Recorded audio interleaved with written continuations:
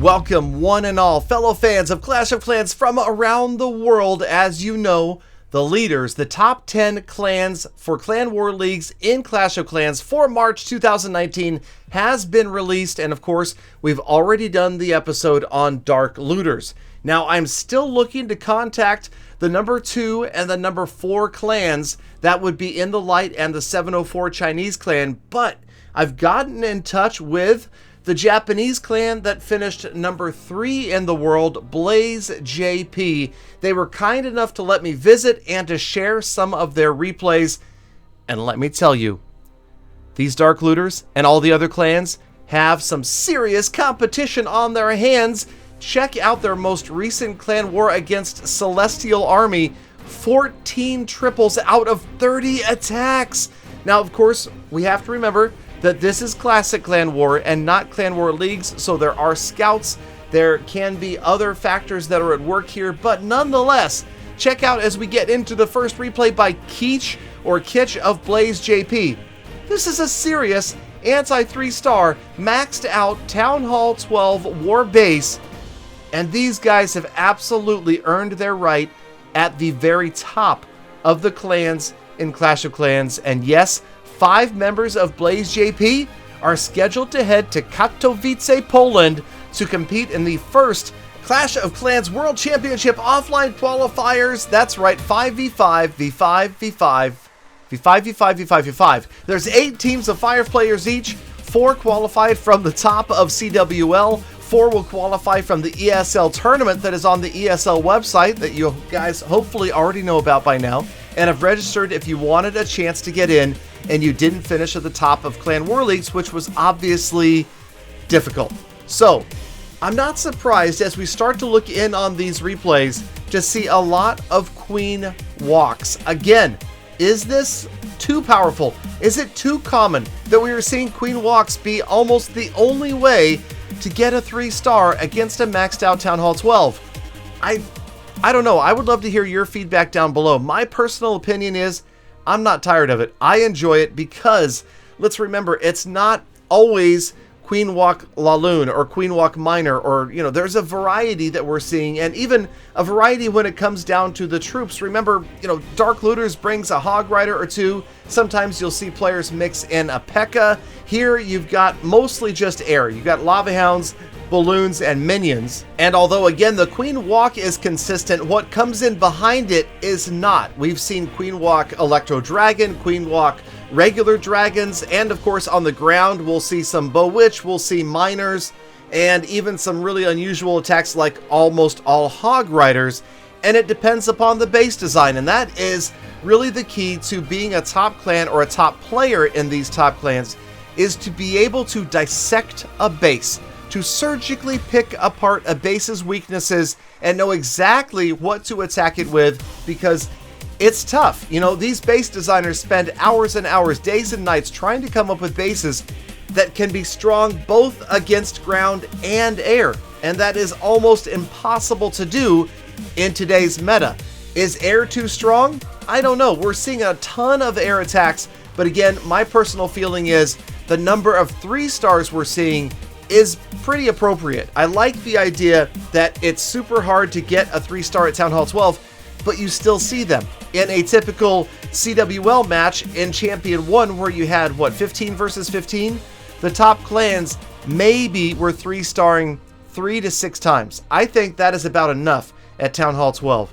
And again, here's a great attack from Keech of Blaze JP. But check out this next attack. Speaking of Queen Walk Minor and unusual units, or just, you know, mixing in a little bit here and there. 1 baby dragon, 1 bowler in there, and the base. You know, there are some players that might find this base familiar. I'm not going to name names, but I don't believe this is the first time we've seen this base. Now, I do think for anybody that is looking for a defensive base at Town Hall 12 that is going to be second to none, one of the best bases out there, a great place to look, and I hate to do it, but come on, is it the live stream from Katowice, Poland here at the end of this month. No doubt we will see bases that have never been seen before. And yes, you would think, maybe all those bases will be burned. But considering the number of players, the sheer size of the Town Hall 12s out there, the number of Town Hall 12s that play in Clan Wars, I guarantee you there will be some fantastic bases that you will be able to use or modify just a slight bit and have a great Town Hall 12 base that is going to defend well. And I'm actually hoping that we see some really unusual setups that catch some attackers off guard. Now, let's watch this attack right here. Unfortunately, I do not know this attacker's name, but again, like I've said, look at the value right now of this Queen Walk. She is getting in here. She has gone through all sorts of defenses. A third of this base is down. The clan castle is down. The Barb King is out of the way. And then here comes the attacking Barb King on the right-hand side. And just like we've seen from the Dark Looters, the miners move in around the same time that the Barb King does. And what you'll notice this is doing is it's helping to disperse the damage that is coming from the ground targeting defenses in the area, like the cannon that just went down right there on the right-hand side to the miners was firing on the Barb King the entire time rather than on a miner or two. So as the Barb King does his job of funneling, the miners are able to follow up and basically follow that direct shot, there it is, to the Town Hall, because the Archer Queen funneled the other side and the Barb King got great value over on the bottom right of this base. So there is 3/4 of this base out of the way. The Archer Queen is still alive.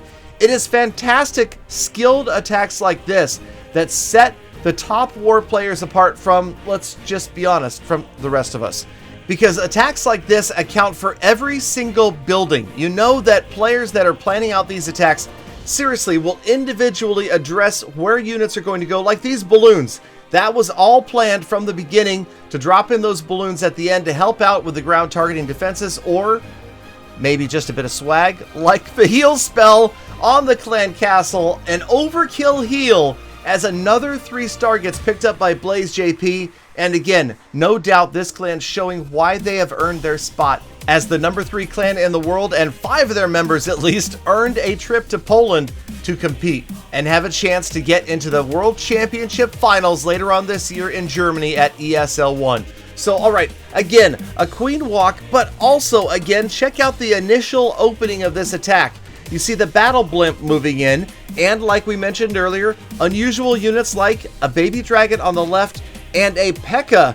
up on the right-hand side. So again, focusing on where bases might be weak against ground or air. You can see the Baby Dragon has no air targeting defenses in the area. Gonna do a great job of getting that entire area down. And then the P.E.K.K.A. also with the Wizard in behind, clearing numerous structures as the Archer Queen takes her time getting through the Ice Golems, still frustratingly strong on defense. I'm not a fan of the Ice Golem's function out of a defensive clan castle. I don't like the way it slows down an attack, and this is already an attack that is very time intensive, so definitely looking forward to a change there. Alright, so you've got the Archer Queen moving in. She's got an air defense down. She continues to wrap her way around one defense after the other, and before you know it, a third of this base is down and a perfect funnel.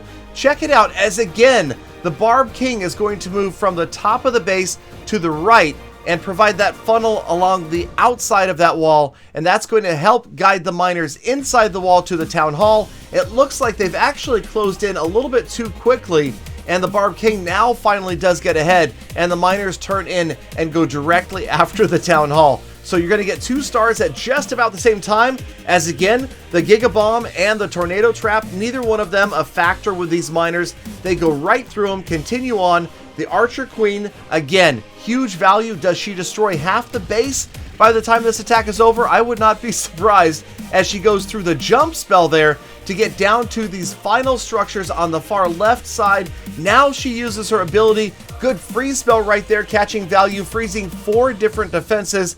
And the miners are just overwhelming this base right now. They have gone to the far outside, which is unfortunate because it's outside of the radius of ONG's heal spell, but the rest of this attack has gone so well that, again, it's overkill. There are more than enough units left, and check out your Archer Queen, somehow still alive. She's going to manage to get through this wall and then take the mortar out as her dying breath right there before she takes a nap. Now the miners, the Grand Warden, and the healer is going to wrap around to help out.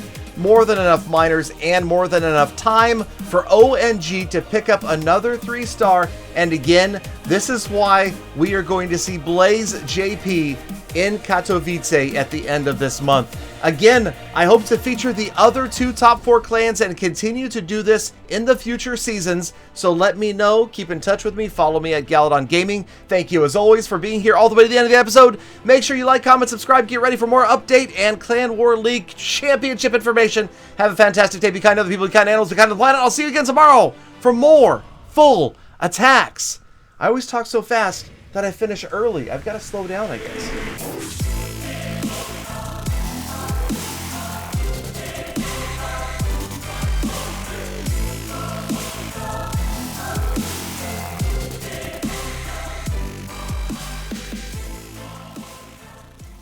Galadon, that's right, slow down. Stop and smell the roses sometime, Galadon.